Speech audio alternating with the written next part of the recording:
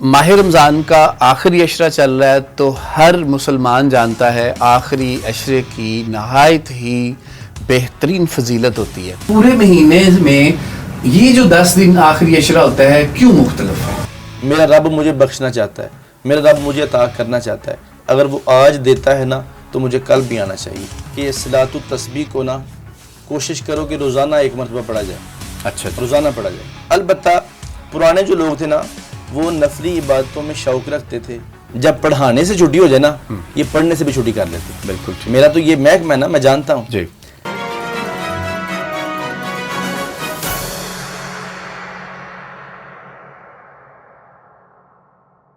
بسم اللہ الرحمن الرحیم۔ Programme health care with Ilyas Rana میں خوش آمدید۔ ناظرین، ماہ رمضان کا مہینہ چل رہا ہے، برکتوں والا، رحمتوں والا اور آسانیوں کا مہینہ چل رہا ہے۔ ہم کوشش کرتے ہیں اپنے ناظرین کے لیے آسانیاں پیدا کریں۔ ناظرین، چونکہ ماہ رمضان کا آخری عشرہ چل رہا ہے تو ہر مسلمان جانتا ہے آخری عشرے کی نہایت ہی بہترین فضیلت ہوتی ہے، اور یہ فضیلت ہر کوئی عام انسان بیان نہیں کر سکتا۔ ہم نے اپنے اسٹوڈیو میں جن کو مدعو کیا ہے جناب مفتی تنویر القادری صاحب کو، تو وہ ہمارے ان تمام سوالات کے جواب دیں گے، ساتھ ساتھ مسلمانوں کی تربیت کے لیے کچھ سوالات ہم ان سے کریں گے۔ تو ہماری آج ہاٹ سیٹ پہ مفتی تنویر القادری صاحب۔ السلام علیکم سر۔ جی وعلیکم السلام۔ قادری صاحب، آپ کا بہت شکریہ، آپ بہت دور سے تشریف لائے اور ہمارے ناظرین کے لیے آپ تشریف لائے، آپ آسانیاں پیدا کرنے کے لیے تشریف لائے چونکہ ماہ رمضان کا مہینہ ہے۔ قادری صاحب، ماہ رمضان کا آخری عشرہ جو ہے اس کی فضیلت کیا ہے، اور یہ پورے مہینے میں یہ جو 10 دن آخری عشرہ ہوتا ہے کیوں مختلف ہے؟ بسم اللہ الرحمن الرحیم۔ ویسے تو ماہ رمضان سارا برکتوں سے بھرا ہوا ہے، بالکل، رحمتیں دن رات برس رہی ہیں، بالکل، لیکن یہ جو آخری عشرہ ہے نا اس کو رسول خدا صلی اللہ علیہ وسلم نے بہت ساری فضیلتوں سے حامل قرار دیا ہے۔ جی۔ حضرت عائشہ صدیقہ عفیفہ رضی اللہ تعالی عنہا فرماتی ہیں کہ جب رمضان کا آخری عشرہ آتا تھا تو کریم آقا علیہ السلام خود بھی رات بھر جاگتے تھے عبادت الہیہ کرنے کے لیے، اور اپنے گھر والوں کو بھی جاگنے کا حکم دیتے تھے۔ جی۔ دوسرا اس میں فضیلت اس واسطے ہے کہ ماہ رمضان کے آخری عشرے میں بہت سارے لوگ اللہ کے گھروں میں مسجدوں میں رب کے مہمان بن کے اعتکاف کی سنت ادا کرتے ہیں۔ سبحان اللہ۔ کریم آقا علیہ السلام نے کثرت کے ساتھ اعتکاف فرمایا ہے، اور خصوصاً آخری جو 10 دنوں کا اعتکاف ہے وہ حضور ضرور فرمایا کرتے تھے۔ اور اس کے بعد اعتکاف کے ساتھ ساتھ اس عشرے کی فضیلت کا ایک جو سبب سب سے بہترین اور سب سے بڑا ہے وہ ہے لیلۃ القدر کا۔ اللہ تعالیٰ فرماتا ہے لیلۃ القدر خیر من الف شہر۔ لیلۃ القدر جو ہے یہ 1000 مہینوں سے بہتر ہے۔ بالکل ٹھیک۔ تو یہ لیلۃ القدر بھی ہے، اس میں اعتکاف بھی ہے، حضور کا جاگنا اور عبادت کرنا بھی ہمارے سامنے ہے، اس واسطے باقی عشروں سے زیادہ اس عشرے کو فضیلت حاصل ہے۔ بالکل ٹھیک۔ نبی کریم صلی اللہ علیہ وآلہ وبارک وسلم رمضان کے آخری عشرے میں عبادت کے حوالے سے کیا خاص اہتمام کرتے تھے؟ پہلا اہتمام تو سب سے بہتر یہی تھا کہ حضور اعتکاف فرمایا کرتے تھے اور کبھی اس کو قضا نہیں کرتے تھے، یعنی چھوڑتے نہیں تھے۔ اور دوسرا جو حضرت عائشہ فرماتی ہیں کہ آپ خود بھی رات بھر جاگتے تھے اور ہم کو گھر والوں کو بھی جاگنے کا حکم دیتے تھے، تو وہ جاگنا ظاہر ہے کھانے پینے کے لیے تو نہیں تھا، بالکل، وہ عبادت کے لیے تھا۔ تو حضور اس میں زیادہ سے زیادہ عبادت کرنے کی کوشش فرمایا کرتے تھے۔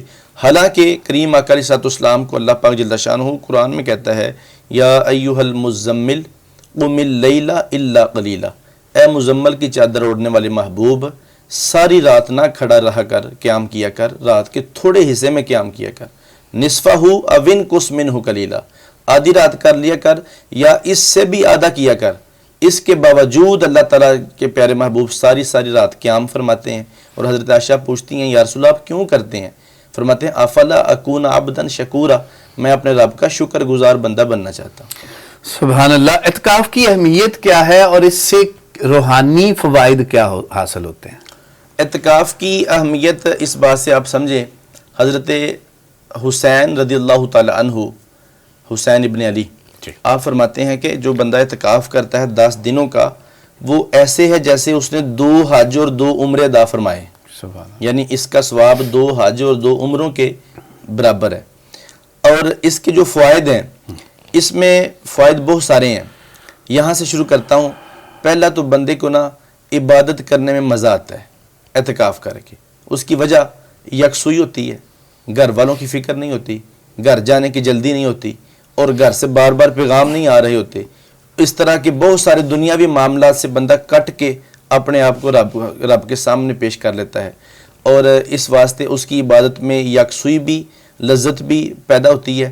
اور ایک اس کا فائدہ یہ بھی ہے, علامہ اسماعیل حقی رحمۃ اللہ تعالی علیہ آپ فرماتے ہیں جو بندہ اعتکاف کرتا ہے نا وہ ایسے ہے جیسے کوئی ماڑا بندہ, غریب آدمی کسی مالدار کے دروازے پہ بیٹھا ہو اور جا کے تب تک بیٹھا رہے اور فریادیں کرتا رہے جب تک اس کا مسئلہ حل نہ ہو جائے, اس کو خیر نہیں مل اس کو خیر مل نہیں جاتی.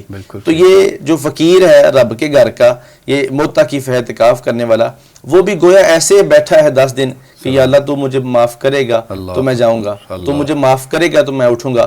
آخر والی رات ایسی آتی ہے کہ اللہ اس بندے کی بخشش کا اعلان فرما دیتا ہے, اس بندے کا مقصد حل ہو جاتا ہے. تو بہت سارے اعتکاف کے فوائد ہیں. بالکل ٹھیک. اچھا گر صاحب, آج کل چونکہ اب اعتکاف کا ٹائم گزر گیا ہوا ہے تو کچھ لوگ ایسا کرتے ہیں کہ 27ویں رات کو اعتکاف جو ہے نا جی قائم کرتے ہیں, اور ایک تو اس کے بارے میں حکم فرمائیے کیا ہے حدیث مبارکہ میں, اور دوسرا چونکہ فیمیل جو ہیں گھروں میں اعتکاف کرتی ہیں اور آج کل موبائل ہمارے ہاتھ میں ہوتے ہیں, تو موبائل کا استعمال کرنا دوران اعتکاف کیسا ہے؟ تو یہ بڑے مسائل ہیں آج کل, تو اس پہ ذرا فرمائیے کیا حکم ہے. اعتکاف جو ہے نا وہ سنت تب ہی ہوگا جب ہم رمضان کے آخری اشرا شروع ہونے سے پہلے مسجد میں بیٹھے ہوں گے. یعنی 20ویں روزے کی مغرب کے وقت ہم مسجد میں بیٹھیں گے تو وہ اعتکاف سنت ہوگا جو مکمل 10 دنوں کا ہوگا, یا قدرت کی طرف سے کبھی 9 دن بھی ہو جاتے ہیں. جو اعتکاف ہے نا 27ویں پہ کرنا یہ سنت نہیں ہوگا, اس کا درجہ نفل کا ہوگا. سنت کا وہ ثواب جو میں نے پہلے کوٹ کیا ہے کہ 2 حج اور 2 عمروں کا ثواب, وہ سنت اعتکاف کے لیے. زیادہ فضیلت سنت اعتکاف کو ہے. رسول پاک صلی اللہ علیہ وسلم کا پسندیدہ اور منتخب کردہ جو اعتکاف ہے وہ سنت والا ہے 10 دنوں کا. بالکل ٹھیک ہے. یہ جو معتکف بیٹھے گا 27ویں پہ, اس کا سنت نہیں ہوگا بلکہ نفل ہوگا. نفل اعتکاف یہ ضروری نہیں کہ آپ 27ویں پہ بیٹھیں, آپ جب بھی مسجد میں جائیں, فجر میں جائیں, ظہر میں جائیں, عصر میں جائیں, رمضان میں جائیں, غیر رمضان میں جائیں. حکم یہ ہے کہ جو بندہ کہہ لیتا ہے نا نویت سنت الاعتکاف, میں اعتکاف کی نیت کرتا ہوں, وہ جب تک مسجد میں بیٹھا رہتا ہے اس کے ہر لمحہ اعتکاف میں شمار ہوتا ہے, وہ اس کا اعتکاف ہے. تو اس پہ بھی اجر و ثواب تو ہے بہت زیادہ, لیکن وہ سنت والا درجہ یہ نہیں پا سکتا. باقی خواتین کی بات رہ گئی, تو خواتین کے لیے حکم یہ ہے کہ وہ گھروں میں اعتکاف کریں, زیادہ سے زیادہ پردے کا اہتمام کریں. بہتر یہ ہے کہ جس حصے میں, جس برآمدے میں یا جس کمرے میں وہ سارا سال مصلی بچھا کے نماز پڑھتی ہیں, اس جگہ کو اپنا حجرہ اعتکاف بنا لیں. اگر ایسی کوئی جگہ متعین نہیں ہے تو وہ کسی بھی پاکیزہ کمرے میں اپنا جائے اعتکاف بنا سکتی ہیں. اور پھر موبائل کا استعمال یہ مرد و زن کے لیے جائز نہیں ہے اعتکاف میں. ہمارے کچھ علماء اس بات کا قول کرتے ہیں کہ موبائل استعمال کرنے میں حرج نہیں ہے, لیکن اکثر و بیشتر یہ تجربے میں بات ہے کہ موبائل ہمارے ٹائم ویسٹ کا بہت بڑا ذریعہ ہے. بندہ اس پہ لگ جاتا ہے, پھر کہیں کا کہیں نکل جاتا ہے, ٹائم نہیں پتہ لگتا, وہ بہت سارا ٹائم اس پہ ضائع ہو جاتا ہے. تو اس میں ٹائم ضائع نہیں کرنا ہوتا, اس میں زیادہ سے زیادہ ٹائم عبادت میں اپنے رب کو منانے کے لیے لگانا ہوتا ہے. تو پھر آج کل جو موبائل کے حالات ہیں, انٹرنیٹ کے بغیر تو ہم چلاتے نہیں ہیں, اور پھر انٹرنیٹ اس کو آن کر لیں, کوئی بھی ایپ آن کر لیں, اس میں بے حیائی کا طوفان آپ کے سامنے ہے. پھر اس واسطے موبائل سے بھی بچنا پڑے گا. کسب کیا طاق راتوں میں کوئی مخصوص عبادات یا اعمال کیے جانے چاہیے؟ طاق راتوں میں زیادہ سے زیادہ نفلی عبادت کرنی چاہیے. اور اب جو ہمارے علماء جو ہے نا اس بات کی طرف عوام الناس کی توجہ دلا رہے ہیں, وہ فرماتے ہیں عبادت کرنی ہے آپ نے مسجد میں. اب نفلی عبادت کرنے سے بہتر یہ ہے کہ آپ کی جو زندگی بھر کی قضا شدہ نمازیں ہیں نا, میری زندگی میں پتہ نہیں کتنی نمازیں قضا ہوئی ہیں, آپ کا بھی یہی حال ہے, ہر کسی کا. ہم اندازہ بھی نہیں لگاتے. پرانے بزرگ تھے وہ صاحب ترتیب ہوا کرتے تھے. صاحب ترتیب کا مطلب ان کی ساری زندگی میں 5 سے زیادہ نمازیں قضا نہیں ہوتی تھی. پچھلی قضاؤں کو وہ پورا کر لیتے تھے, پھر اداؤں کا انتظام پابندی سے کرتے تھے.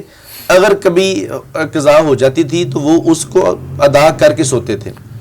اب ہمیں تو تھوک کے حساب سے ہماری قضا نمازیں بالکل ایسے. اب نوافل پڑھنے سے بہتر یہ ہے کہ بندہ اپنی قضا نمازوں کو دہراتا رہے. ان کو پورا کرتا رہے. یہ بہترین ایک طریقہ ہے. اور دوسرا ان دنوں میں استغفار کرنا بہت محبوب ہے. بالکل ٹھیک. اللہ کے نبی صلی اللہ علیہ وسلم نے بھی فرمایا ہے کہ کثرت سے استغفار کیا کرو. اور ایک قرآن کریم برہان رشید کی آیت طیبہ مجھے یاد آ رہی ہے, 29ویں سپارے میں سورہ نور میں ہے. اللہ تعالیٰ فرماتا ہے جو بندہ استغفار کرتا ہے میں اسے 4 انعام عطا فرماتا ہوں. ایک, اس کی گناہ معاف کرتا ہوں. دوسرا, اس کے رزق میں فراوانی عطا کرتا ہوں. تیسرا, اس پر رحمت کی بارش برساتا ہوں. چوتھا, اگر وہ بے اولاد ہے تو اسے صاحب اولاد فرماتا ہوں. یہ 4 فائدے استغفار کرنے کے سورہ نور میں اللہ پاک نے بیان فرمائے. تو اس مہینے میں بلکہ اس عشرے میں پاک راتوں میں جہاں بندہ جاگتا ہے اور بہت ساری نیکیاں کرنے کی کوشش کرتا ہے, جو بھی کر لے اللہ قبول کرنے والا ہے جی. لیکن ان چیزوں کا ایک قضاء نمازوں کی ادائیگی کریں, نوافل کا انتظام کریں اور استغفار کی کثرت کریں. بالکل ٹھیک. کیا کوئی ایسی علامات ہیں جن سے یہ محسوس ہو کہ کوئی رات زیادہ بابرکت ہو سکتی ہے لیلۃ القدر کی فضیلت سے؟ لیلۃ القدر کی جو نا وہ علامات حدیث پاک میں بیان ہوئی ہیں جی, لیکن وہ یوں ہیں کہ اس رات میں آسمان پر روشنی ہوتی ہے. اچھا جی. صبح کا جب سورج ہوتا ہے وہ بغیر شعاؤں کے طلوع ہوتا ہے, ایسے لگتا ہے جیسے چمکدار پلیٹ ہو. اور اس رات میں امن ہوتا ہے. اس رات میں جانوروں کے بھونکنے کی آوازیں نہیں آتی. اس رات میں بارش نہیں آتی زیادہ, اگر آ جائے تو ہلکی پھلکی رحمت والی. اور اس کے دن کو کڑکدار دھوپ نہیں لگتی. یہ کچھ نشانیاں حدیث پاک میں بیان کی یہ حدیث مبارکہ میں موجود ہے, جگہوں میں موجود ہیں. یہ کچھ نشانیاں حدیث پاک میں لیلۃ القدر کی بیان کی گئی ہیں. بالکل. لیکن کسی رات کو خاص کر کے نہیں کہا گیا کہ یہ وہ رات ہے. یہ طاق راتوں میں ہمیں تلاش کرنے کا حکم دیا گیا. بالکل ٹھیک. لیلۃ القدر کی فضیلت اور اہمیت قرآن و حدیث کی روشنی میں کیا ہے؟ اللہ تعالیٰ جل شانہ نے قرآن میں فرمایا ہے انا انزلناہ فی لیلۃ القدر. اے محبوب ہم نے اس قرآن پاک کو لیلۃ القدر میں نازل فرمایا ہے. پھر اللہ پاک کا بڑا لاڈلا انداز ہے. اللہ پاک فرماتا ہے وما ادراک ما لیلۃ القدر. آپ کیا جانتے ہیں لیلۃ القدر کیا ہے؟ پھر خود فرمایا لیلۃ القدر خیر من الف شہر. لیلۃ القدر 1000 مہینوں سے بہتر ہے. اور اس کا حساب لگایا جائے نا تقریباً 82-83 سال بنتے ہیں. 82-83 سال بنتے ہیں کہ ان راتوں سے زیادہ یہ فضیلت والی رات ہے. یعنی اس رات میں اگر جاگنا ہو, عبادت کرنی ہو تو ایسے گویا سمجھا جائے کہ جیسے بندے نے اتنا عرصہ عبادت کر لیا, اتنا عرصہ جاگ لیا ہے. لیلۃ القدر خیر من الف شہر. آگے اللہ پاک فرماتا ہے تنزل الملائکۃ فیہا. اس رات میں فرشتے اترتے ہیں. والروح, اور حضرت جبریل امین اترتے ہیں. اب کیوں اترتے ہیں؟ بِإِذْنِ رَبِّهِمْ, اپنے رب کے حکم کے ساتھ اترتے ہیں. سلام, یہ ساری رات سلامتی والی ہے. جب طلوع مغرب ہوتا ہے, غروب مغرب ہوتا ہے, غروب آفتاب ہوتی ہے, اپنی جلوہ قدرت سے اپنے شایان شان آسمان دنیا پہ جلوہ گر ہوتا ہے اور ساری رات رب کی رحمت بندوں کو پکارتی ہے. حل من مستغفر فاغفر لہ, ہے کوئی بخشش مانگنے والا میں اسے بخش دوں گا. حل من مسترزق انا ارزقہ, ہے کوئی مجھ سے رزق مانگنے والا میں اسے رزق عطا فرماؤں گا. حل من مبتلی فاعافیہ, ہے کوئی قرض میں اور مرض میں ڈوبا ہوا آج مجھ سے معافی مانگے میں معافی عطا فرماؤں گا. تو یہ ساری رات طلوع فجر تک اللہ کا قرآن کہتا ہے سلام, یہ رات سلامتی والی ہے. کب تک؟ ہیا حتی مطلع الفجر, جب تک فجر طلوع نہیں ہوتی یہ رات سلامتی برساتی رہتی. سبحان اللہ. کیسب لیلۃ القدر 1000 مہینوں سے بہتر ہے, اس جملے کی عملی زندگی میں کیا تاثیر ہو سکتی ہے؟ اگر بندہ سمجھے تو اللہ تعالیٰ جل شانہ نے بندے کو بہت سارے بہانے عطا فرمائے ہیں بخشش کے. اور اس رات کے ملنے کا ایک سبب یہ بھی ہے, ایک حدیث پاک میں یوں بیان ہوا ہے کہ کریم آقا علیہ السلام پہلی امتوں کے لمبی عمروں کے تذکر فرما رہے تھے کہ فلاں نبی کی امت آئی تو اس کو اتنی عمر ملی, فلاں امت کو اتنی ملی. تو صحابہ کرام نے حیرت میں ڈوب کے یہ سوال کیا یا رسول اللہ پھر تو ان کی نیکیاں بھی زیادہ ہوں گی, ظاہر عمریں زیادہ ہیں, وہ نیکہ مال بھی زیادہ کرتے ہوں گے, تو ہم تو پھر پیچھے رہ جائیں گے. اور آپ تو کہتے ہیں کہ یہ امت سب سے اول امت ہے, یہ پہلے جنت میں جانے والی ہے, یہ سردار ہے, یہ سب سے افضل ہے, یہ کیسے معاملہ ہوگا؟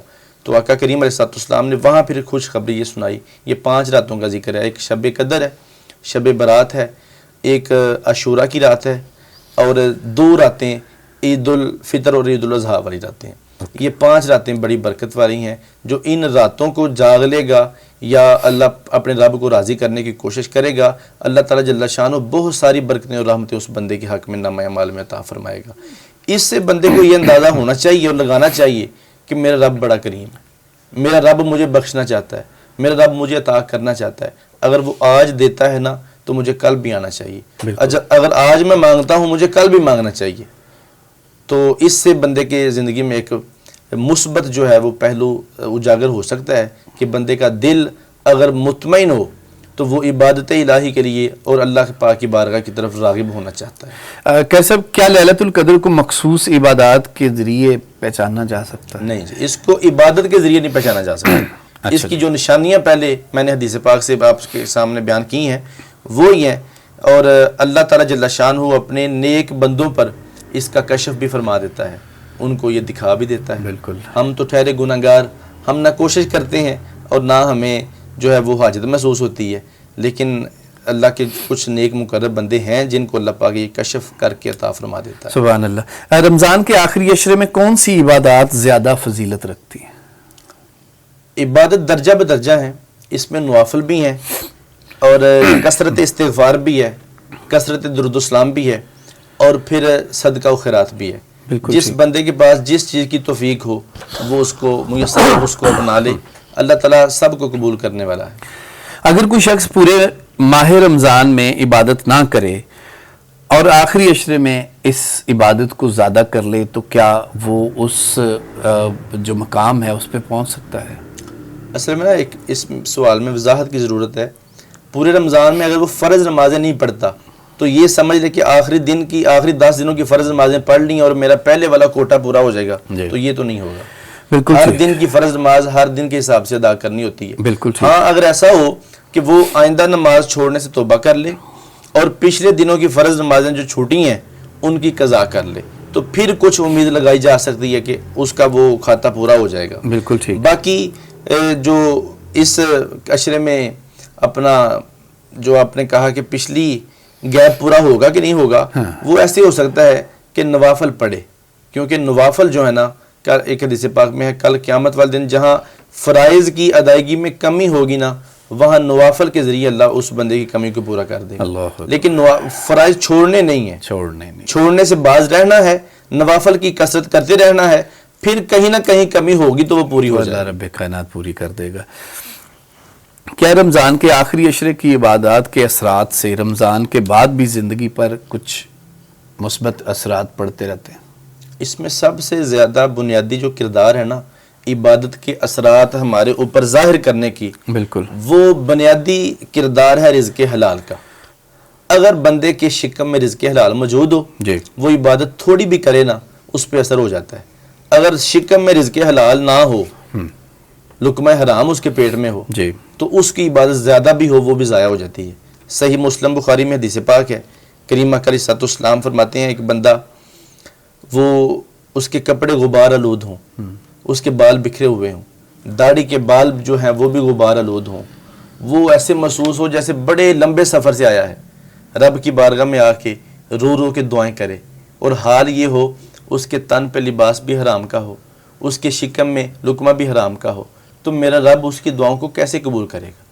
تو اس حدیث پاک سے یہی ثابت ہوتا ہے کہ دعائیں اگر ہم قبول کرنا چاہتے ہیں, کروانا چاہتے ہیں, اور پھر اپنے ظاہری حالات پہ اپنی عبادت کو جو ہے وہ سوار کرنا چاہتے ہیں, اس کے اثرات دیکھنا چاہتے ہیں, پھر رزق حلال کی ہمیں جو ہے نا وہ جستجو کرنی پڑے گی.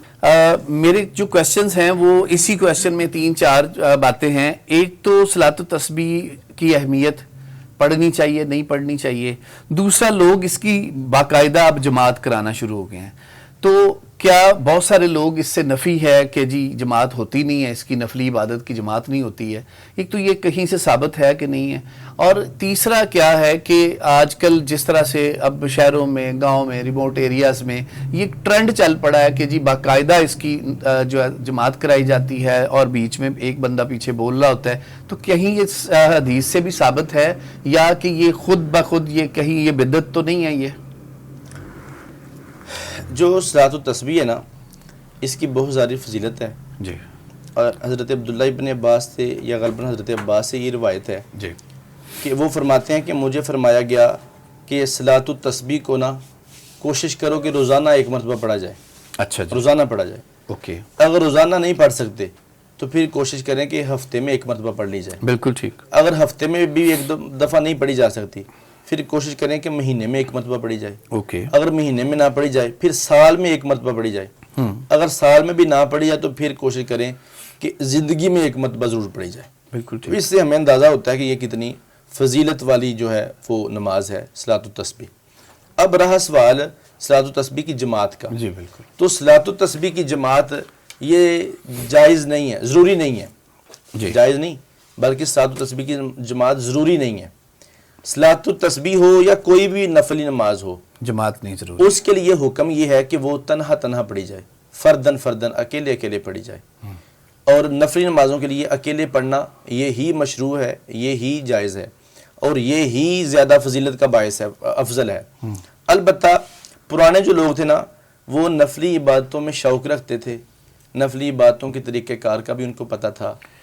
اب ہمارے جو لوگ ہیں یہ سستی پسند ہیں، جی کاہلی پسند ہے، اور سستی بھی پھر زیادہ نظر آتی ہے ہمیں دینی معاملات میں، دین سیکھنے میں زیادہ تر۔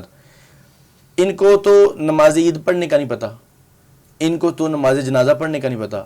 اپنا سگا باپ فوت ہوا چارپائی پہ پڑا ہو، یہ جنازہ نہیں پڑھ سکتے، جی ایسے ہی ہے، ان کو جنازے کی تکبیروں کا نہیں پتہ، ایسے ہی، اس کی دعاؤں کا نہیں پتہ۔ تو ایسی قوم صلاۃ التسبیح کیسے پڑھے گی؟ صلاۃ التسبیح کا بہت سارے لوگوں کو نہیں پتہ۔ تو ایسی صورت میں اگر یہ دیکھا جائے کہ ان کو صلاۃ التسبیح اکیلے پڑھنے کا کہا جائے تو یہ نہیں پڑھیں گے۔ تو اگر کسی جگہ جماعت ہو جائے تو وہ حرج نہیں ہے، نہ اس کو بدعت کہا جائے گا۔ بدعت وہ کام ہوگا جس سے یا تو سرکار نے منع فرمایا ہو یا وہ کام ایسا ہو کہ جو دین کے کسی حکم کے خلاف ہو، یا دین میں پلس ہو رہا ہو یا دین میں ایڈ ہو رہا ہو، کسی کام کا تضاد ہو رہا ہو، ہاں کسی کام کا تضاد ہو رہا ہو، اس کو ہم بدعت کہیں گے۔ بالکل بدعت کی پھر آگے تفصیل ہے، وہ کسی پھر سوال کے جواب میں بالکل ٹھیک۔ عرض کروں گا۔ بہرحال جماعت اس کی ضروری نہیں ہے، لازمی نہیں ہے، تنہا پڑھنا زیادہ فضیلت والا ہے۔ لوگوں کو سستی سے بچانے کے لیے اور لوگوں کی کچھ رہنمائی کرنے کے لیے بعض جگہ اس کی جماعت ہو جاتی ہے تو اس کو بدعت نہیں کہا جائے گا۔ بالکل ٹھیک۔ خیر صاحب، چونکہ نفسا نفسی کا عالم ہے اور اس وقت جو دور چل رہا ہے، ہر شخص صبح سے رات تک کام کرتا ہے، پھر بھی اس کا گھر بڑی مشکل سے چل رہا ہوتا ہے۔ اس مصروفیات میں کہیں نہ کہیں لوگ دین سے دور ہو رہے ہیں، اور کہیں آپ سارا دن پیاز لے لو، سبزی لے لو، اس طرح سارا دن آواز لگائیں گے، رات کو سوتے ہوئے کہیں اٹھ پڑیں گے تو آپ کی زبان سے وہی لفظ جاری ہو رہے ہوں گے۔ اس طرح کا نفسا نفسی کا عالم آ گیا ہے۔ تو ایسی صورت میں ماہ رمضان میں پھر لازم سی بات ہے، عبادتوں سے بھی بہت سارے مسلمان دور رہ جاتے ہیں۔ ایسے لوگوں کے لیے کیا حکم ہے کہ آخری عشرے میں وہ کیا ایسا کریں کہ ان کی عبادات جو ہیں وہ میکسیمم وہ پڑھ کے اور وہ اللہ کے قریب ہو سکیں؟ ایک حدیث پاک ہے کہ طلب الحلالی جہاد او کما قال النبی صلی اللہ علیہ وسلم، کہ حلال کا رزق طلب کرنا یہ بھی جہاد ہے۔ ٹھیک، اور یہ الفاظ اس طرح ہیں کہ طلب الحلالی عبادت، حلال کا رزق تلاش کرنا، اپنے بچوں کے لیے جستجو کرنا حلال کی، یہ عبادت بھی ہے۔ اور ہمارے نوٹ کے آخر میں بھی لکھا ہوتا ہے طلب حلال عین عبادت ہے، یہ کسب حلال عین عبادت ہے۔ بالکل، تو یہ رزق حلال بھی عبادت ہے۔ اگر بندہ رضائے الہی کے لیے کرتا ہو، حرام سے بچ کے کرتا ہو، اپنے بیوی بچوں کا پیٹ پالنے کے لیے اور ان کی نیک تربیت کرنے کے لیے کرتا ہو، تو وہ رزق حلال بھی عبادت ہے۔ بالکل ٹھیک، لیکن اب اس بندے کو اتنا بھی دور نہیں ہونا چاہیے کہ وہ فرائض میں بھی سستی دکھاتا پھرے، فرائض میں بھی وہ کمی۔ یہ رمضان کے آخری دن ہے، چاہیے تو یہ کہ ہم زیادہ سے زیادہ نوافل پڑھیں، نفلی باتیں کریں۔ البتہ اگر کوئی بندہ زندگی میں اتنا مصروف ہے یا حالات کی وجہ سے اتنا ماڑا ہے کہ وہ زیادہ وقت نہیں دے سکتا، سارا دن کا تھکا ہرا آتا ہے تو وہ اس کو ہوش نہیں رہتی، وقت نہیں رہتا، اگر رات عبادت میں گزار دے، اگلے دن اپنی بیوی بچوں کا پیٹ پالنے کے لیے مزدوری نہیں کر سکتا، اس کے لیے پھر یہ ہے کہ کم از کم اپنے فرائض پورے کر لے، فرائض پورے کر لے، جس قدر ہو سکے وہ نوافل پڑھ لے، نہ ہو سکے تو نہ پڑھے، لیکن فرائض میں سستی نہ کرے۔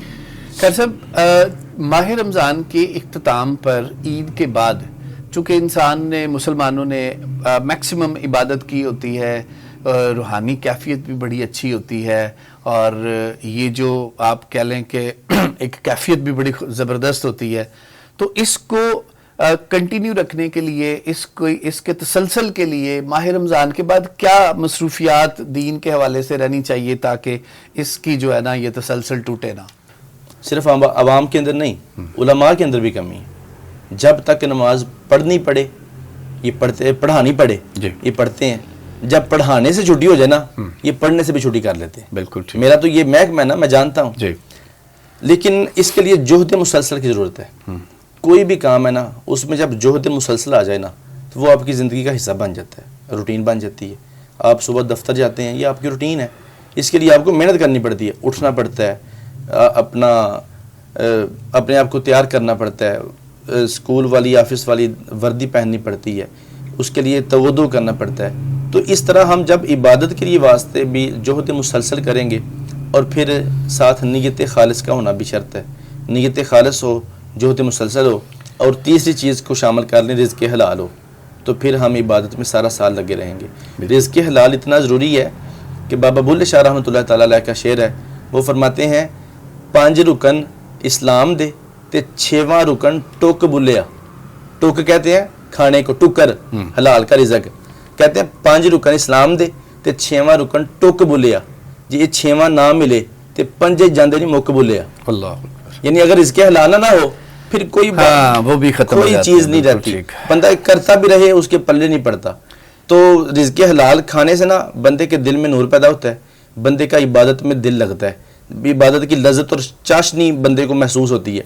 جب رزق حلال نہیں ہوگا بندہ زبردستی پڑھ تو لے گا لیکن اس پہ کاربند نہیں رہے گا. بالکل ٹھیک. اچھا ناظرین، میں جیسے پروگرام کے شروع میں بتا چکا ہوں، طاہر تنویر القادری صاحب جو ہیں بڑی دور سے تشریف لائے ہیں، ان کی مہربانی. قاری صاحب ایک گاؤں میں ایک جامعہ مسجد میں اپنے فرائض انجام دیتے ہیں، وہاں بچوں کو قرآن حافظ بھی بناتے ہیں. اور جو خاص بات میں کرنا چاہ رہا ہوں، وہاں کے گاؤں کے تمام لوگوں کو جوڑنے میں ان کا ایک بڑا ہی کردار ہے. اس گاؤں میں جو بچیاں جن کی شادی ہونے والی ہوتی ہے، کوئی ایسی فیملی جو غریب فیملی ہوتی ہے، یہ اپنی پوری کوشش کر کے سارے لوگوں سے، پورے گاؤں کے لوگوں کو اس پیج پہ لے کے آتے ہیں کہ ان سب کی مدد کی جائے. اور انہوں نے بڑی کاوشیں کی ہیں. آج میرا یہ بات کرنے کا مقصد ہے، چونکہ یہ پوڈ کاسٹ پوری دنیا میں پھیلے گی، اسپیشلی پاکستان دیکھے گا اس کو، میں چاہتا ہوں جن گاؤں والوں کے پاس یہ پہنچیں اور وہ اس ماڈل کو اگر اپنا لیں تو اپنے گاؤں کو بڑا خوبصورت بنا سکتے ہیں، اپنے لوگوں کی زندگی بڑی خوبصورت بنا سکتے ہیں، وہاں بڑا سکون لے کے آ سکتے ہیں. تو قاری صاحب، چونکہ مجھے پتہ ہے کہ آپ اپنے جس گاؤں میں آپ کا سے تعلق ہے اور جہاں آپ اپنے فرائض انجام دے رہے ہیں، آپ نے وہاں بڑی محنت کی ہے، وہاں کے گاؤں کی خوبصورتی میں، وہاں کے لوگوں کو دین کی تعلیم دینے میں، وہاں کے لوگوں میں آپس میں پیار محبت بانٹنے میں. تو قاری صاحب، آپ نے ایک اس کو کس طرح سے شروع کیا؟ مجھے چونکہ ٹائم بڑا شارٹ ہے، مجھے آپ ٹائم شارٹ میں بتائیے گا کہ آپ نے یہ کس طرح سے کیا کہ لوگ ایک پیج پہ آ جائیں، لوگوں میں لڑائیاں جھگڑے کم ہوں، لوگ ایک دوسرے سے پیار محبت سے رہیں، بچوں سے پیار کریں، بزرگوں کی عزت کریں. تو سر یہ آپ نے کوئی سوسائٹی رجسٹرڈ کرائی ہے؟ کیسے آپ اس کو چلا رہے ہیں تاکہ لوگوں کے لیے یہ رول ماڈل بنے؟ سب سے پہلے نا یہ ایک نبی پاک کی حدیث پاک ہے، خیر الناس من ینفع الناس. جو لوگوں کو نفع دیتا ہے نا وہ اللہ کے نزدیک محبوب بن جاتا ہے. جی. خیر الناس، لوگوں میں سے بہتر وہ ہے، من ینفع الناس، جو لوگوں کو نفع دیتا ہے. اور ایک حدیث پاک بھی ایک آیت میں بھی ہے، وَأَمَّا مَا يَنْفَعُ النَّاسِ فَيَمْكُثُ فِي الْأَرْضِ. جو لوگوں کے لیے نفع مند ہوتا ہے اللہ اس کو زمین میں آباد کر دیتا ہے. جی. تو اس کی نا میں سمجھیں ایک دن تفسیر پڑھ رہا تھا ظہر کے بعد بیٹھ کے مطالعے میں اپنے روٹین کے، تو میرے ذہن میں یہ سوال آیا، یار جس گاؤں میں ہم رہتے ہیں نا اس کی فلاح کے لیے ہم کیا کر سکتے ہیں، ہمیں کن کن کاموں کی ضرورت ہے اور کیا ہم اپنا کردار ادا کر سکتے ہیں. پھر اچانک ہی نا میں نے ایک گروپ بنا لیا اپنے سارے نوجوان طبقے کا. اچھا جی. اس میں پہلے میں نے 20 نوجوانوں کو ایڈ کیا، پھر میں نے نا اس کا ایڈمن سب کو بنا دیا. میں نے کہا جو آپ کے جاننے والے ہیں نا، شرط ہے کہ ہو بس اس گاؤں کے، باہر والا بندہ نہ ہو دوسرا، ان کو ایڈ کر لیا جائے اس میں. بہت سارے لوگوں نے پوچھا اس کا مقصد کیا ہے، میں نے کہا مقصد بھی بتا دوں گا آپ کو. پھر مقصد میں نے وہ پوری ایک لسٹ ہے، ایک صفحہ آپ نے دیکھا ہوگا، جی اس میں ہمارے مقاصد ہیں بہت سارے، جی بالکل، جس طرح آپ بیان فرما رہے تھے، وہ مقصد میں نے لوگوں کے سامنے رکھے تو اللہ نے ان کے دلوں میں بھی بات ڈال دی کہ مقصد اچھے ہیں، اس کے ساتھ ان کا جو ہے وہ ساتھ دینا چاہیے. تو پھر آہستہ آہستہ لوگ اس میں آتے گئے. اب ہمارے گاؤں کے جتنے جوان ہیں، بوڑھے ہیں، جن کے پاس ٹچ موبائل ہے، وہ اس گروپ میں شامل ہیں. ماشاءاللہ. اور اس کا فائدہ صاحب پتہ کیا ہے، کوئی ہمارا اٹلی ہے نوجوان، کوئی سعودی عربیہ ہے، کوئی اپنا ملیشیا ہے، کوئی دبئی میں ہے، یعنی پورے دنیا میں جہاں جہاں بھی ہیں، گاؤں میں کوئی فوتگی ہو جائے اس میں ہم ایک خبر دے دیتے ہیں، ماشاءاللہ، وہ دنیا بھر میں پھیل جاتی ہے. بالکل ٹھیک. امریکہ ہمارے بڑے اچھے دوست ہیں، ہمارے بڑے کرم فرما ہیں، ان کے پاس سب سے پہلے خبر ان کے پاس جاتی ہے. عامر بھٹی صاحب، عامر بھٹی صاحب بڑے ہمارے کرم فرما ہیں. ہاں جی بھائی ہیں بڑے. تو وہ ان کے پاس خبر جاتی ہے. بعض اوقات وہ لوگوں کو فون کر کے گاؤں والوں کو بتاتے ہیں کہ آج گاؤں میں وہ فوت ہو گیا ہے، جی بالکل، یا آج گاؤں میں وہ کام ہو گیا. تو گاؤں والے کہتے ہیں ہم گاؤں میں ہمیں پتہ نہیں چلتا، آپ کو کیسے پتہ چل گیا؟ مطلب یہ آپ نے وہ جو ایڈمن والا ایک سلسلہ سٹارٹ کیا، اس کے یہ بہت سارے فائدے ہیں. تو اس کے ایک فائدوں میں یہ بھی ہے کہ گاؤں کا کوئی بھی کام ہو، جس طرح ابھی اپنے ایک کرم فرما کے تعاون سے ہم اپنے گاؤں میں 350 پودے لگائے ہیں. ماشاءاللہ، 350 پودے. ایک اللہ کا نیک بندہ ہے، ماشاءاللہ، اس کے اپنا کہہ لیں کہ نظر کرم سے ہم نے 350 پودے لگائے ہیں. ماشاءاللہ. تو یہ یقین کریں اتنا بہترین صدقہ جاری ہے. بالکل، جب تک یہ پودے چلتے رہیں گے، اللہ وہ جو انویسٹر ہے پیچھے، ڈونیٹر، اللہ اس کو اجر و ثواب عطا فرماتا رہے گا. جی بالکل. تو کوئی بھی کام کرنا ہو، ہم اس گروپ میں ایک آواز دیتے ہیں، یار یہ کام ہونے والا ہے. ہماری مسجد میں ساؤنڈ نہیں تھا، ساؤنڈ سسٹم بہت اس کی پرابلم تھی، میں نے اس کی آواز دی تو ماشاءاللہ سارے گاؤں والوں نے اس میں تعاون کیا. اس طرح اب ہم کوشش کر رہے ہیں، ہمارا اگلا ٹارگٹ یہ ہے، ایک تو ہر گھر میں پودا ہونا چاہیے پھلدار. جی بالکل. کہ 350 پودے لگ گئے ہیں لیمن کے، 100 لگ گئے ہیں اس میں امرود کے. ابھی یہ رمضان تھا، ہم نے ڈرے کیا تھا، رمضان میں مصروفیت زیادہ ہوتی ہے. اس کے بعد پھر ہم سارے گاؤں میں پودا پورے کریں گے ہر گھر میں. پھر جو راستے ہیں گاؤں کے، ان راستوں میں ہم چھاؤں والے پودے لگائیں گے. بالکل. پھر قبرستان میں ہم چھاؤں والے پودے لگائیں گے. انشاءاللہ اس طرح کے بہت سارے کام ہیں. اور ایک ہمارا اس میں مین ٹارگٹ یہ ہے کہ ہمارے گاؤں میں کوئی بھی فوتگی ہو جائے نا، کسی کو، کوئی غریب ہو یا امیر ہو، وہ جو پیسے خرچ ہوتے ہیں ٹینٹ پہ یا ٹینٹ پہ، پلیٹوں پہ اور اس طرح کی چیزوں پہ اور کراکری پہ، نہیں وہ جو کفن ہے، جی کفن کے انتظام پہ وہ کسی کو پیسے نہ لگانے پڑیں اپنی جیب سے. بالکل. ہماری جو فاؤنڈیشن ہے الحافظ ویلفیئر، وہ اپنے خرچے سے سب کو کفن بھی پیش کرے گی، پھول بھی پیش کرے گی. بالکل ٹھیک. اور ہم ان کے لیے دعائیں بھی کریں گے. بالکل ٹھیک، بالکل ٹھیک. اچھا، آپ نے جو سر اس پہ ویلفیئر کام ہے، آپ وہ تو بڑے اچھے آسان طریقے سے کر رہے ہیں، تو اس کے ساتھ ساتھ اگر کہیں جو انصاف کا سلسلہ ہے وہ اگر کہیں خدا نخواستہ کوئی کنفلکشن بڑھ جاتی ہے کچھ لوگوں میں، تو وہ آپ کیسے وہاں پہ اس کو پرفارم کرتے ہیں؟ اگر کوئی دو لوگ ناراض بھائی ہو گئے ہیں تو آپ ان کو پھر کس طرح سے اپنے وہاں پہ گاؤں میں مسجد میں بلا کے صلح کرتے ہیں، یا کیا اس کا کیا طریقہ کار؟ میں اپنے ناظرین کے لیے پوچھ رہا ہوں تاکہ لوگ اس سے رول ماڈل بنا کے اس کو جو ہے نا جی وہ اس میں نا اس فیلڈ میں ابھی تھوڑی سی ہماری سستی ہے. جی. وہ سستی آڑے صرف آ رہی ہے کہ ہماری اپنی سستی کی وجہ سے. جی. ابھی ہم کوشش کرتے ہیں انشاءاللہ رمضان کے بعد کہ اس پہ بھی ایک نا کمیٹی بنا دی جائے. ہاں، انصاف کا میں نے بہت سارے ایسے 2-4 لوگوں کی کمیٹی بنا دی جائے. گاؤں میں کسی کا بھی جھگڑا ہو جاتا ہے، ہو جائے گھروں میں، تو ہم دونوں کی طرف اپنی کمیٹی بھیجیں. بالکل. اس سے پوچھیں بھائی تجھے کیا مسئلہ ہے، اس سے پوچھیں بھائی تجھے کیا مسئلہ ہے. بالکل ٹھیک. اس کے سامنے جا کے اس کی صفتیں کریں، اس کے سامنے جا کے اس کی صفتیں کریں. تو اللہ کہتا ہے جو بندہ صلح کروانا چاہتا ہو نا، میں اس کے دل میں محبت پیدا کر دوں. تو یہ ہم انشاءاللہ کریں گے انشاءاللہ تعالی. اچھا، میں نے چونکہ ناظرین نے بات کی تھی کہ ہم آخری عشرے کی بات کریں گے اور ایک تربیت کی بات کریں گے. سر، تربیت کے حوالے سے ایک سوال ہے میرا. انجینئر محمد علی مرزا ایک آج کل بڑا وائرل ہے سوشل میڈیا پہ، اس سے پہلے میں نے نہیں کبھی دیکھا تھا. اس نے کہا کہ نے دعویٰ کیا کہ امام ابو حنیفہ کا موقف تھا کہ سرکار کے والدین حالت کفر میں گئے ہیں. کیا یہ سچ ہے؟ چونکہ میں اس پہ نہ تو کوئی ہاں کہہ رہا ہوں نہ کہہ رہا ہوں، مجھے نہیں پتا. میں طالب علم میں آپ سے پوچھ رہا ہوں، اپنے ناظرین کے لیے پوچھ رہا ہوں. اصل نا انجینئر محمد علی مرزا صاحب جو ہے نا، یہ پاکستان میں بہت سارے نوجوانوں کی ایک فالور ہستی ہے، مقتدر. جی. یعنی لوگ ان کو سنتے ہیں، چاہتے ہیں اور ان کی بات کو فالو کرتے ہیں. جی. ایسے بندے کو میں سمجھتا ہوں ایسی بات نہیں کرنی چاہیے، اور خصوصاً اس وقت نہیں کہنی چاہیے کہ جب وہ بات بالکل حقیقت کے منافی ہو، جی حقیقت کے برخلاف ہو. اب انہوں نے دعویٰ کیا ہے کہ حضرت امام اعظم ابو حنیفہ رحمۃ اللہ تعالی علیہ کا یہ موقف تھا کہ وہ سرکار کے والدین، جی آقا کریم علیہ السلام کے والدین، وہ ایمان کی حالت میں دنیا سے نہیں گئے. جی استغفر اللہ معاذ اللہ، یہ کسی مسلمان کے لیے بھی بہت بڑی چیز ہے اس کے ایمان کو ڈچ کرنے کے لیے، جی جبکہ حقیقت اس کے خلاف ہے. حقیقت یہ ہے کہ امام اعظم ابو حنیفہ رحمۃ اللہ تعالی علیہ کا قطعاً ایسا موقف نہیں تھا. جی ایک کتاب ہے جو مرزا صاحب نے اپنے ہاتھ میں پکڑ کے لہرائی ہے، جی 20 صفحوں کی، وہ بتاتے ہیں جی وہ 20 روپے کی، خود کہتے ہیں کہ مارکیٹ سے آتی ہے، آپ کسی سے پرچیز کر لیں. ویڈیو میں آپ دیکھ سکتے ہیں کہ انہوں نے اس کا جو اس پر سکرین شاٹ لگایا نا کتاب کا، وہ اردو والی کتاب ہے، جی عربی بھی ہے، ساتھ ترجمہ بھی ہے. ہمارے پاس الحمدللہ جامعہ میں اس کی اصل عربی والا نسخہ موجود ہے. جی اس کا اصل عربی والا نسخہ دیکھا جائے نا، اس میں یہ واضح طور پہ الفاظ ہی موجود نہیں ہیں کہ سرکار صلی اللہ علیہ وسلم کے والدین جو ہیں وہ حالت کفر میں دنیا سے گئے تھے. اس میں یہ نسخے میں الفاظ ہی موجود نہیں ہیں جو اصل عربی والا نسخہ ہے، کیونکہ امام اعظم ابو حنیفہ کا کلام سارے کا سارا عربی میں ہے. یہ اردو میں جس نے لکھا ہے ہو سکتا ہے اس نے ڈنڈی ماری ہو. اور یہ میں اس عنوان پہ کل ہی میں مطالعہ کر رہا تھا. ایک ہمارے لاہور کے ہیں محمد رضا المصطفیٰ قادری نقشبندی صاحب، جن کا بلال گنج میں مدرسہ ہے، جامعہ رسولیہ شرازیہ بلال گنج میں. ان کے والد صاحب بڑے کمال کے بزرگ ہوئے ہیں.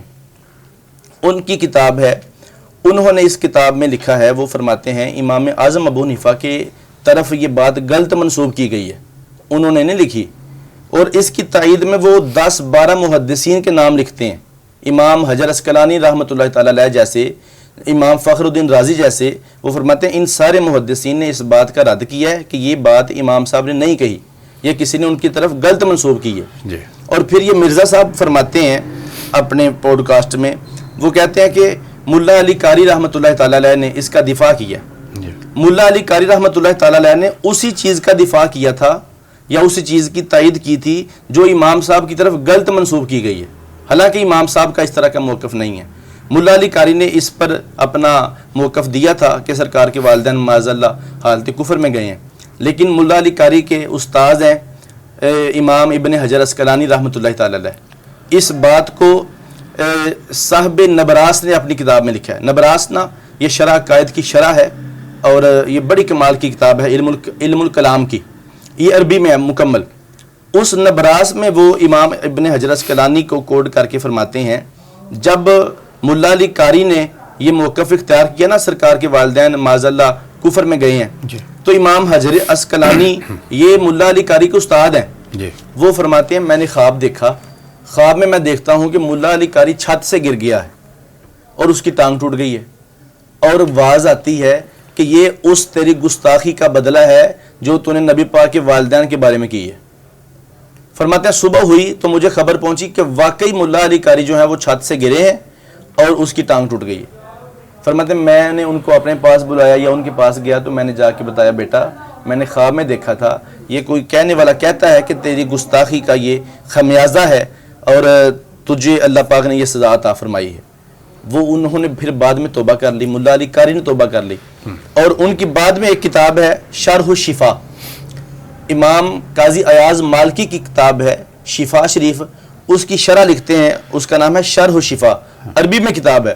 اس میں ملا علی قاری رحمۃ اللہ تعالی علیہ نے رجوع فرمایا ہے اور واضح الفاظ میں لکھا ہے کہ نبی پاک صلی اللہ علیہ وسلم کے جو والدین ہیں وہ حیات اسلام پر دنیا سے گئے تھے، یعنی مسلمان تھے اور مسلمانی کی حالت میں دنیا سے گئے تھے.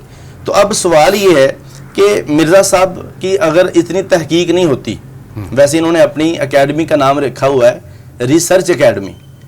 ریسرچ کا مطلب دوبارہ سرچ کرو. ہمارے بزرگ تو 100 سال 400 500 سال پہلے ان باتوں کو کتابوں میں لکھ کے گئے ہیں اور ان بحثوں کو ختم کر کے گئے ہیں. اب آپ نے نئی تحقیق کون سی کرنی ہے؟ بالکل آپ نے امت کو لڑوانا ہے، آپ نے امت کے نوجوانوں کو اپنے اکابر علماء سے فقہاء سے اور اولیاء سے دور کرنا ہے. آپ کس بات کی تحقیق کر رہے ہیں؟ آپ 2-4 کتابیں عربی والی پڑھ کے یہ نہیں دیکھ سکے کہ اہل سنت کا موقف کیا تھا. ساری الحمدللہ اہل سنت کا موقف یہ ہے کہ آقا کریم علیہ السلام کے والدین وہ افضل مسلمان تھے، حالت اسلام میں دنیا سے گئے ہیں. یہ ساری اہل سنت کا موقف ہے. بالکل. اور پھر ملا علی قاری نے یہ جو کتاب لکھی ہے نا جس میں ان کا رجوع ثابت ہے، یہ اپنے وصال سے 3 سال قبل لکھی ہے، 3 سال قبل لکھی ہے. اس کے بعد ان کا وصال ہو گیا اور یہ ان کی زندگی کی آخری کتاب ہے. اس کے بعد انہوں نے کتاب بھی کوئی نہیں لکھی. اس کا مطلب ہے وہ رجوع کر کے گئے تھے. اور یا تو اب یہاں 2 باتیں ہیں، یا تو یہ باتیں جو میں نے اب آپ کے سامنے بیان کی ہیں یہ مرزا صاحب کے علم میں نہیں ہیں، ان کی جہالت ہے، کم علمی ہے. تو کم علمی میں اس جیسے سینسٹیو موضوع میں ان کو کلام نہیں کرنا چاہیے تھا. بالکل ٹھیک. یا ان کی کم علمی ہے، جہالت ہے. اگر جہالت نہیں ہے، کم علمی نہیں ہے، یہ سارا کچھ جانتے تھے، پھر انہوں نے جان بوجھ کے اس موضوع کو جو ہے نا وہ چھیڑا ہے اور امت کے بہت سارے نوجوانوں کے جذبات کو مجروح کیا ہے. خصوصاً ان نوجوانوں کو جو امام اعظم ابو حنیفہ کے فالور ہیں، وہ اس بات کو سن کے پیچھے ہٹ جاتے ہیں، وہ دیکھ کے گھبرا جاتے ہیں کہ کیسا موقف تھا آپ کا، حالانکہ ایسا نہیں تھا، یہ حقیقت کے منافی ہے. تو میں ان کو جو ہے نا وہ کروں گا، التماس بھی کروں گا کہ خدارا یا تو پہلے تحقیق کر لیا کریں یا پھر ایسے موضوعوں پر کلام نہ کیا کریں. قاری صاحب آپ کی دین کے حوالے سے تعلیم کیا ہے؟ میری الحمدللہ دین کے حوالے سے درس نظامی مکمل ہے، فاضل درس نظامی. بالکل ٹھیک. 8 سال کا کورس ہوتا ہے درس نظامی کا، بالکل ٹھیک. دورہ حدیث شریف کا، جس میں یہ سارا سیاستہ شامل ہے، بخاری شریف صحیح مسلم شریف تک. یہ سب میں فاضل ہوں جامعہ نعیمیہ لاہور سے. الحمدللہ. اسی طرح سے مرزا صاحب یہ جنہوں نے آپ کی اس بات پہ جن کو اعتراض تھا، میں نے آپ کے سامنے ان کی تعلیم بھی پوچھی، ان کا وجود بھی پوچھا. وہ ایک جامعہ مسجد میں اور ایک ایسی جگہ پہ مختلف جگہوں پہ جمعہ پڑھاتے ہیں جہاں پہ ہزاروں لوگ جا کے جمعہ پڑھتے ہیں اور مختلف ان کے اپنے پیج پروگرام بھی ہیں. آپ کی تعلیم کیا ہے دین کے حوالے سے؟ آپ بتا کے ناظرین کو اس بات سے کلیئر کریں کہ آپ کا موقف کیا تھا. ناظرین، یہ تھے تنویر القادری صاحب جن کو ہم نے مدعو کیا تھا اور ہم نے کوشش کی کہ آپ کے تمام جتنے سوالات تھے یا جو ہمارا آخری عشرہ تھا ماہ رمضان کو اس حوالے سے، اس کی فضیلت کے حوالے سے آپ کو آگاہ کیا جائے. انشاءاللہ تعالیٰ پھر کسی پروگرام میں دوبارہ حاضر ہوں گا آپ کی خدمت کے لیے آپ کے سوالوں کے ساتھ. تب تک کے لیے الیاس احمد رانا کو اجازت دیجیے. اللہ نگہبان.